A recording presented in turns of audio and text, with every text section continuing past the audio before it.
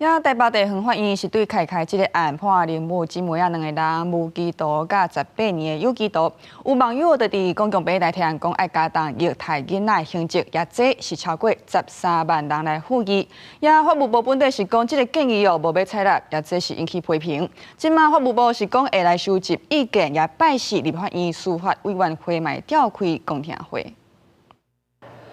我们每天出门都要祈祷，孩子今天可以平安的回来。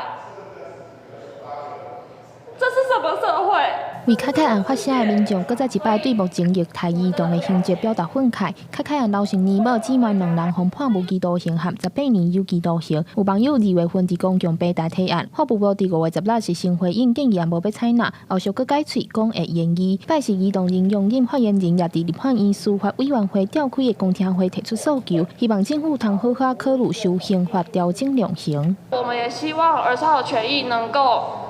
把最低的刑期。从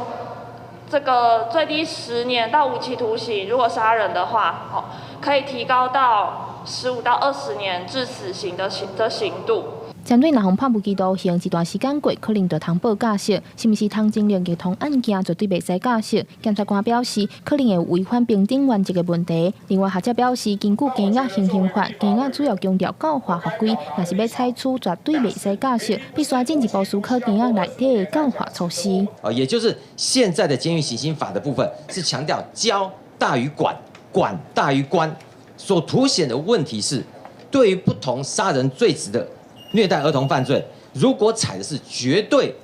也就是完全不得假释，那怎么样让这些人在监狱中有对应的教化措施？那如果说我们单独设定虐童案件这个部分，而不能假释，有可能会有违反平等原则的议题哦。伫公听会现场，全国家长团体联盟和声援凯凯案的团体也拢提出诉求，希望政府通设立儿少保护部，有专职单位充分的资源来执行全民儿少保护的工作，也呼吁法务部针对刑法修法推行，提出具体的进度安排。记者中嘉义小桂林台北报道。